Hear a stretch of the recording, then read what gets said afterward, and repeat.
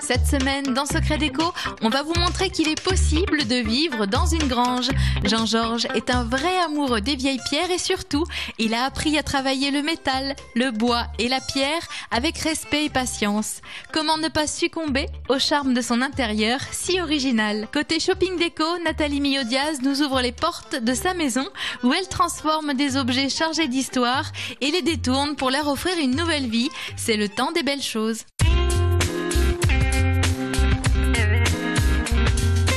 Bonjour Monsieur Jean-Georges. Bonjour Caroline. Alors, tu vas nous faire découvrir un lieu exceptionnel. Chez toi. Oui. J'attends de voir. Je suis très pressée. On y va. On y va? Voilà. Je te suis. On va rentrer par là. C'est la grange là. Ah oui. Voilà. C'est une entrée en trompe-l'œil. C'est un trompe-l'œil. D'accord. Non, c'est pas la grange, c'est chez toi. Tu habites dans la grange. Nous habitons dans la grange. Et t'as pas voulu modifier la façade? Non, parce que... C'est pour ça que t'as gardé ce portail. Ouais, je voulais toujours laisser la connotation grange. Et alors là, il y a des volumes extraordinaires. Toi, tu travailles le bois, le métal, la brique, la pierre. Tu as eu envie, quand tu as vu cette grange, de faire ce loft tout de suite? C'est pas un loft, c'est une grange, mais c'est un vieux rêve. Parce que quand j'avais restauré l'allée du Roi à Bilgotheim, on avait réhabilité la grange comme exposition et je me suis toujours dit, ça serait bien de faire la même chose mais en habitat. Pourquoi? C'est une structure qui permet beaucoup de créativité, qui permet de rajouter beaucoup de choses, de faire toutes les époques. Bon, le plus difficile, c'est de marier tous ces matériaux, ça c'est évident. Mais il faut se laisser un peu de temps et on a profité d'avoir la maison à côté, on a vécu dans la maison et on s'est laissé un peu de temps pour bien prendre des décisions. Est-ce qu'on peut montrer les mains de Jean-Georges? Voilà. J'aime bien montrer les mains de ceux qui ont travaillé, parce que toi, tu as fait énormément tout seul. Tu as été aidé. Oui, j'ai été aidé parce que je fais partie de l'équipe de l'Allée du Roi, comme je l'expliquais tout à l'heure. Et c'est aussi grâce à ça, c'est grâce aux autres chantiers que je fais en règle générale qui m'ont permis d'avancer.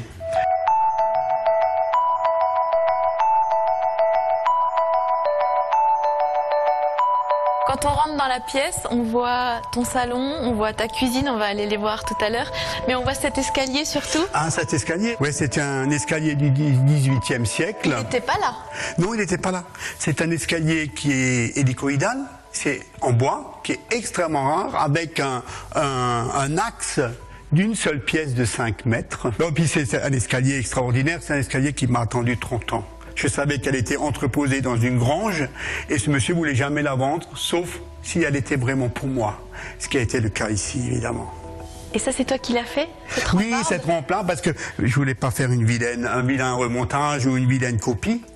Donc j'ai fait cette grange d'une manière créative, en inox, et avec une particularité, c'est que la main courante est en section carrée. En fait, on se rend pas compte, mais c'est vraiment un seul bloc qui part d'en bas jusqu'en haut. Et surtout, en fait, la rampe se vrille, elle tourne, elle suit le mouvement d'escalier. Quand je l'ai fabriqué, je ne l'ai pas fabriqué dans des rouleaux de cintrage, je l'ai fabriqué en chauffant au fur et à mesure pour la cintrer. Mais où est-ce que tu as appris à faire tout ça? Mais mon vieux métier, mon premier métier était chaudronnier. D'accord. Donc tout ce qui est métal, c'est toi qui l'as fait ici? Oui, tout à fait.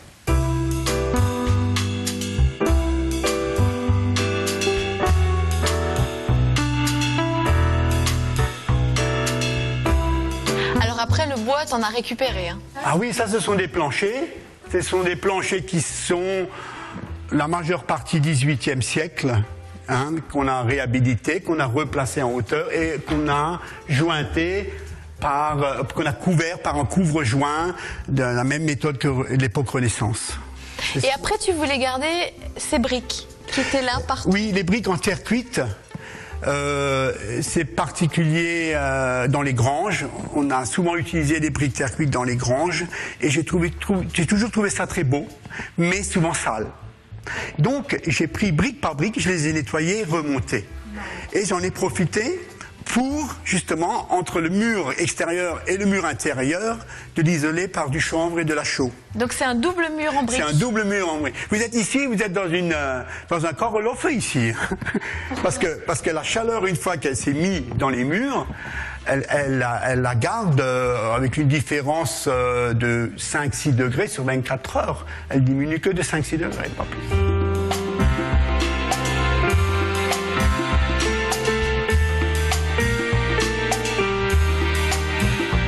On quitte Jean-Georges quelques instants pour découvrir les créations du temps des belles choses et ça se passe tout près d'Ensheim. Ce qui me fascine chez ces objets anciens, ce sont leurs passés, auxquels moi je rajoute ma sensibilité. Ils ont déjà toute une vie derrière eux, ils amènent plein d'histoires, moi je leur rajoute un peu de la mienne. Donc on est là dans ton salon, Nathalie, et il y a des objets extraordinaires qu'on n'aurait jamais pu trouver dans le commerce. Ça par exemple, c'est toi qui l'as fait, un moulin à café sous une cloche et ça en fait une lampe. Cet objet, ça a été un objet pour lequel j'ai vraiment eu un coup de cœur. Quand je l'ai fait, ça a été un objet qui a fait l'unanimité. Et j'ai pris le pari de mettre de la lumière sous cloche, ce qui n'est pas évident. Parce que c'était quand même prendre un risque que le verre explose. Or, avec ce type de bulbe Edison, la lumière, elle est quand même très tamisée et elle ne chauffe pas. Et du coup, ça ne craint rien. Ce sont des rééditions d'ampoules anciennes. Je savais pas que ça existait. Si, on peut les acheter aujourd'hui dans le commerce. Il y a beaucoup de sites internet qui en vendent de plus en plus. Et alors, la petite touche, mais vraiment le détail qui tue, c'est de rappeler le rouge du moulin à café dans le cordon de la lampe. Et même le cordon devient déco. Et même le cordon participe à la déco et à l'objet. Oui, tout à fait. Cordon que tu as repris aussi pour celle qui est juste à côté. Rouge. Et là, c'est un assemblage assez incroyable. C'est un ça, c'est un ancien seau. Un peinture qui était super rouillée, donc j'ai stabilisé la rouille. Le pied, c'est une balustre ancienne que j'ai repeint. Et le socle, il vient certainement d'une lampe que j'ai chinée. Et puis je trouvais que l'assemblage était harmonieux, pareil.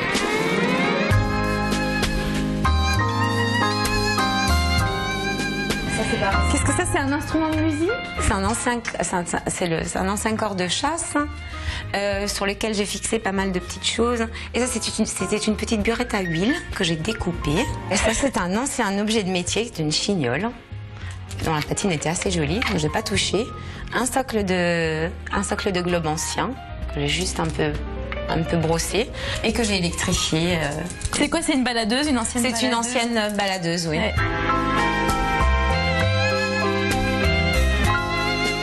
Et tu t'amuses avec d'anciens fauteuils aussi? Celui-là était particulièrement dégradé. C'est un bridge. J'ai tout refait. Ouais. J'ai refait l'assise à l'intérieur. C'était un gros pari. C'est le premier gros fauteuil que j'ai fait. C'est un ancien fauteuil bridge, ouais. Ah, tu fais des coussins aussi? Ça, c'est un ancien sac de courrier de la Poste. On n'en trouve presque plus. Ils sont devenus assez rares, ces anciens sacs. Alors ça, c'est un mélange de simili-cuir, un sac de jute ancien, pareil. 1880. Et vraiment. 1880. D'anciens sacs à grains allemands. Ceux-là sont en pur chanvre. Ils ont une texture qui est juste magnifique.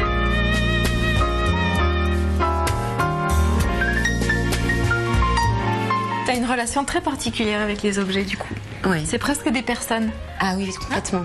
Ah oui. Je me les accapare presque comme des personnes. C'est des vrais compagnons. Il y a des objets avec lesquels je parviens pas à en faire ce que je veux. Tu voulais en faire quelque chose et l'objet veut pas. L'objet résiste. C'est très étrange. C'est vrai en plus. L'objet résiste. Je me dis bon, bah tu vas rester comme tu es. Alors c'est parce que tu te plais bien dans ton état. Par contre, à partir du moment où ils sont créés, il faut qu'ils partent, il faut qu'ils s'en aillent. Sinon, on s'y attache. Mais alors, on garderait beaucoup de choses. Tu garderais tout. Ouais, on garderait tout.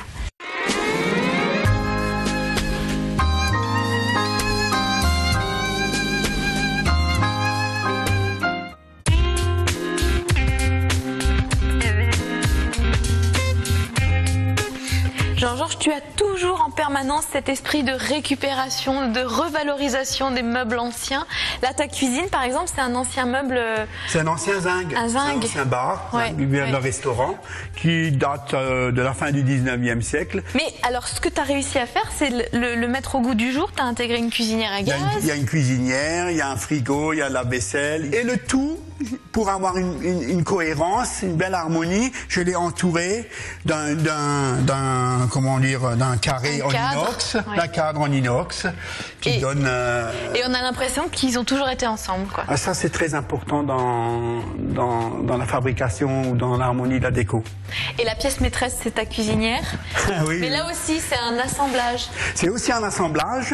Ce sont deux mêmes cuisinières qui ont été fabriquées à la fin du 19e siècle et qui viennent de deux endroits différents de Strasbourg. Là, il y a deux cuisinières. Il y a deux cuisinières. Il y en a une où j'ai dû refaire la fumisterie et la partie chaudronnerie pour l'évacuation. Et elle marche, là? Oui, elle marche, oui, on peut la faire marcher.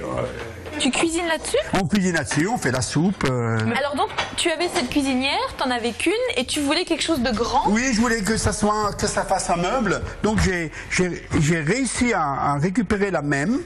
Donc j'ai pris les côtés pour refaire des parties entre les portes. Je les ai fabriquées avec les côtés de cette cuisinière.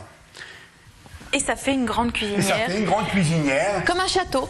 Je dirais pas un château, mais... Et moi, j'aime tes lampes aussi. Et ces lampes, elles ont une histoire. Parce qu'il y en a combien? Ces lampes viennent... Il y en a 6. Oui, ce sont des coupoles qui viennent d'un lustre d'une église. Elles étaient toutes ensemble sur un lustre? Oui, voilà. Et tu les as coupées? Voilà, je les ai coupées. Et j'ai pris des tringles à rideaux pour y faire passer le fil. Et en même temps, ça m'a permis de les régler sur la pente pour que ça soit du même niveau bas. Oui. Et que ça... C'est ça qui est beau. Tu as joué sur les hauteurs. Et ça ponctue, c'est extra.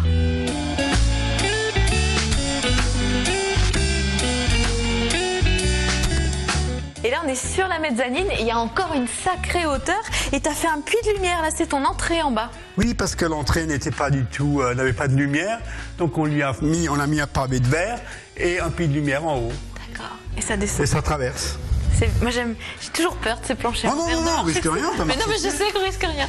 Ouais. Et alors, tu as mis des placards et des rangements un peu partout. Oui, j'ai mis des penderies de ce côté-là, des rangements de celui-ci. Et comment tu accèdes à celui-là? Il est grand. Par la chaise.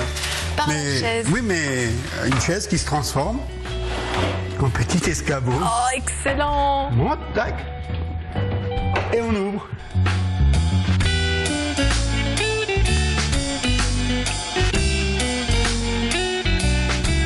L'heure de se quitter, mais je vois que Martine est au fourneau. Effectivement, elle se sert de la cuisinière. Nous, on a l'odeur, hein. Vous l'avez pas, mais on a l'odeur.